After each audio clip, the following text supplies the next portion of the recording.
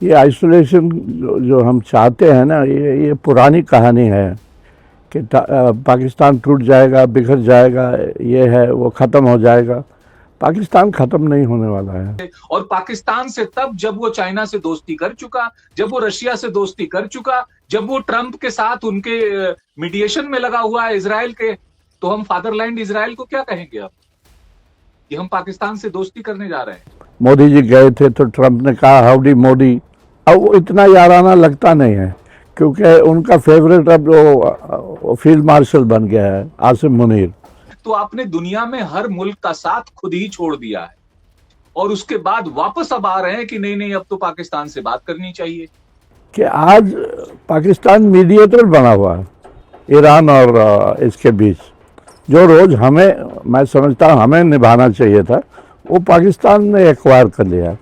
अब जब सब जगह से घूम के वापस आ रहे हैं तो आप करें नहीं, पाकिस्तान से बातचीत भी होनी चाहिए, क्रिकेट भी होना चाहिए, तो फिर ऑपरेशन सिंदूर तो अभी जारी है। ये परमानेंट जो कॉन्फ्रंटेशन है पाकिस्तान के साथ, इसको खत्म करना होगा। पाकिस्तान परस्त हैं, इनको पाकिस्तान भेज देना चाहिए। इस भाषा को आपने कभी कंडेम किया है? नहीं किया है तो वो जो ये आइसोलेशन जो हम चाहते हैं ना, ये पुरानी कहानी है कि पाकिस्तान टूट जाएगा, बिखर जाएगा, ये है वो ख़त्म हो जाएगा। पाकिस्तान ख़त्म नहीं होने वाला है। ये बिखरने वाला नहीं है, टूटने वाला नहीं है। बलूचिस्तान में जो भी हो, यहाँ भी हो, वहाँ भी हो, ये चलता रहता है। ये बताएं कि एक ऐसा भी वक्त आया पिछले कुछ सालों में जब ऐसा लगा कि जो इंडिया ने कश्मीर के हवाले से जो स्टैंड लिया हुआ है उससे दुनिया जो है वो एग्री करने लगी, उसकी तरफ लगता था कि मुत्तफिक होने लगी थी। लेकिन जिस वक्त ये ऑपरेशन सिंदूर के बाद जो है उसे वो हिमायत नहीं मिली जो जिसकी वो एक्सपेक्ट कर रहा था कि इंटरनेशनल कम्युनिटी जो है उसके साथ आएगी। हर मुल्क कैसा है वो अपना देखते हैं, उसको उनको क्या फ़ायदा मिलता है। देखिए, अब जब पिछली बार जब ट्रंप साहब प्रेसिडेंट बने तो लगता था ट्रंप का और मोदी का बड़ा याराना है। आपको याद है तब मोदी जी गए थे तो ट्रंप ने कहा हाउडी मोदी। अब वो इतना याराना लगता नहीं है क्योंकि उनका फेवरेट अब वो फील्ड मार्शल बन गया है, आसिम मुनीर।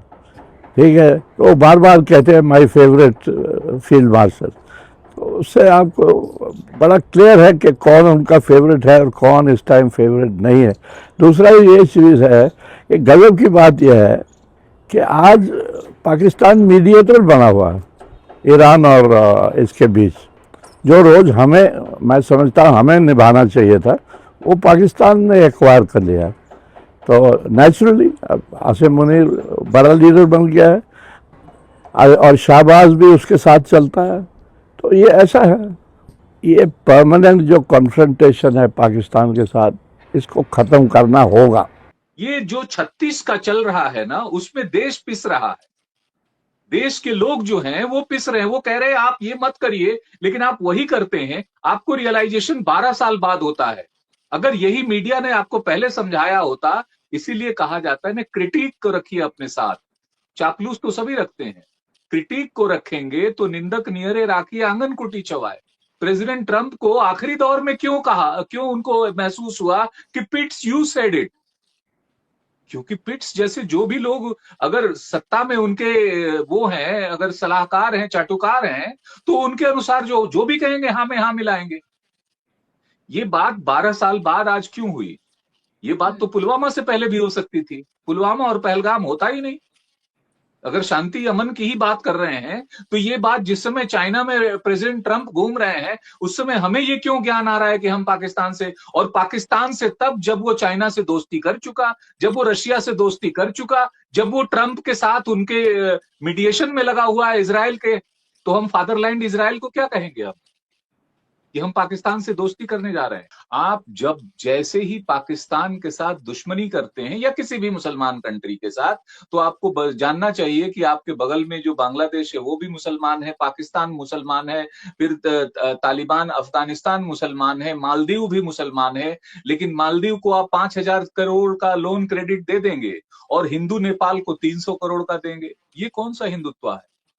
और जब आप इनको ईरान के साथ छोड़ के आप इजराइल के साथ जाएंगे तो दुनिया के 57 इस्लामी देश आपके साथ आपके खिलाफ खड़े हो जाएंगे। फिर आपका पेट्रोल डीजल कहां से आप लेना है लीजिए। आप उसको बचाव के लिए कहेंगे कि मैं वर्सेटाइल कर रहा हूं और उसको हमने बहुत ज्यादा बहुत दुनिया से ले रहा हूं, तो खरीदिए, कितने कितने दुनिया से आप खरीदेंगे। एकदम अपोजिट जो ग्रुप है ब्रिक्स है, जो डी डॉलराइजेशन की बात करता है, उसमें आपने ज्वाइन किया, जिस अमेरिका जिसको देखना नहीं चाहता।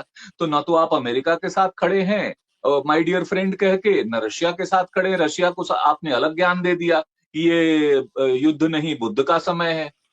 रशिया नाराज हो गया। रशिया जाहिर है उसने पाकिस्तान के साथ दोस्ती मिलिट्री एक्सरसाइज शुरू कर दी है। तो आपने दुनिया में हर मुल्क का साथ खुद ही छोड़ दिया है और उसके बाद वापस अब आ रहे हैं कि नहीं नहीं अब तो पाकिस्तान से बात करनी चाहिए।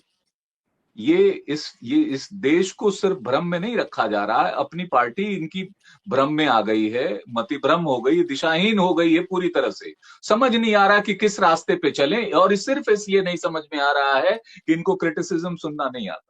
दुनिया ने अगर ट्रंप का साथ छोड़ा है तो उनके झूठ के कारण छोड़ा है, उनके इन्हीं पॉलिसीज के कारण छोड़ा है, जिसके तहत वो 2015 में जब COPOA में बाकायदा ईरान से नॉन न्यूक्लियर होने की बात हो रही थी कि न्यूक्लियर एनरिचमेंट कम कर देंगे और उस पर समझौता था। 5 P5 कंट्री थे +1 जर्मनी भी था, उसको छोड़ के निकल गए कि नहीं साहब हम अकेले कर लेंगे। आप भी यही काम कर रहे हैं।